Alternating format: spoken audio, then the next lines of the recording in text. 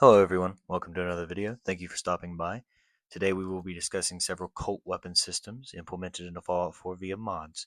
None of this is base game, obviously, but I hope you enjoy the video, I hope you enjoy the history lessons, and I hope you enjoy the gameplay that comes with them. Recognizable, lovable, and iconic, I present to you the Colt 1911. This classic handgun has origins back into the late 1890s due to a vast desire for a suitable self-loading pistol to replace the standard used revolvers of the time. During the turn of the century, several entries were submitted to testing for the new self-loading handgun. Such entries submitted by Mauser, Mannlicher, and Colt.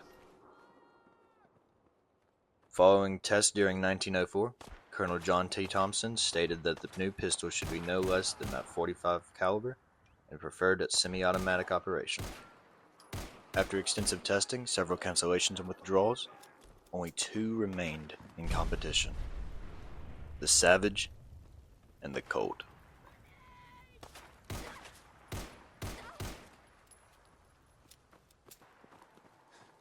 In a final testing, we were shown who the best truly was. Around 6,000 rounds were fired from a single Colt 1911 in just 2 days, with a report of a stunning 0 reported errors. When put through the same testing, Savage presented a reported 37 malfunctions under the exact same conditions. Only then was the winner clear, and the best was born, that being the Colt 1911. Moving from an absolute legend to a flawed and forgotten warrior, this is the M1918 BAR. Designed by John Browning in 1917, the BAR was designed to be carried by standard infantry engaging in an assault push, supported by a sling over the shoulder while being fired from the hip. This weapon system was designed for the concept of walking fire. The original concept of this gun was never actually put into use, and the Army in action only ever used the BAR as a bipod-mounted LMG, though with very limited munition capacity, it did not fully fit this role either. I personally see the flaws of this weapon through my own gameplay. Between a small magazine capacity and a lengthy reload, this isn't useful for much more than a simple defense situation against a single enemy or two enemies. But when you have a lot to deal with, or a tanky build of an enemy going at you, it isn't much help.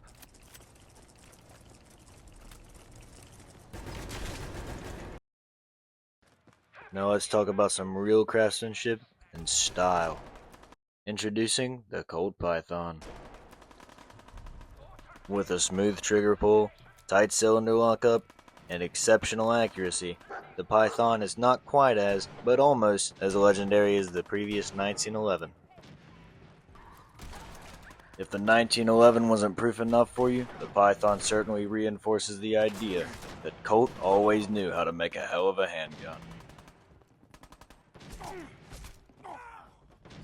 While revolvers, especially of this sort, aren't always optimal in wasteland combat, they do help in a pinch, and are beautiful as sidearms. In 1964, a new rifle entered the service of the United States military, the M16 assault rifle. Designed by a manufacturer Armalite in 1956, rights to the weapon were later sold to Colt Manufacturing. In 1969, after jungle deployment in the Vietnam War, the M16A1 replaced the M14 as the rifle of the U.S. military standard service. Just like the Colt 1911 before it, this too would set the standard for assault weapons in the U.S. military. Colt sure knew how to make them.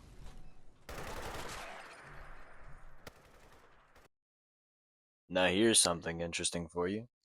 The Colt Scamp.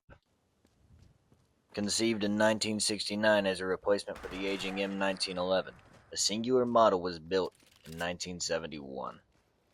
Designed to be controllable, accurate, and rapid, the Scamp featured a burst fire mode to allow multiple shots without the problem of prolonged recoil. The requirement of accuracy led to a long search for suitable rounds, but none quite worked to the desires of the designers. so they made their own. A 224 caliber center fire cartridge known as the 22 Scamp.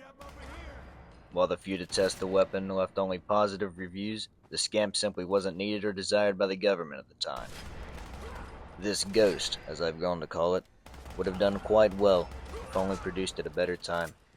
And so we respect this singular prototype here, on this showcase, immortalized in the depths of YouTube. Now this next one is very briefly touched on by us, but it's the Colt 723.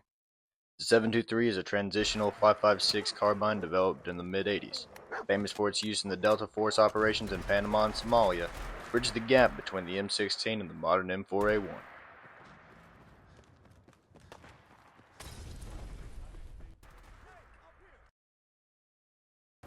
Now last, we have the M4 carbine. A beautiful weapon that saved my life in the storm of Adam. An assault rifle carbine developed in the late 80s, the M4 is a shortened version of the M16A2. The M4 sees extensive use by the United States military, who decided to almost completely replace the M16 as the primary infantry service rifle. Described as one of the defining firearms of the 21st century, the M4 has been adopted by over 60 countries globally.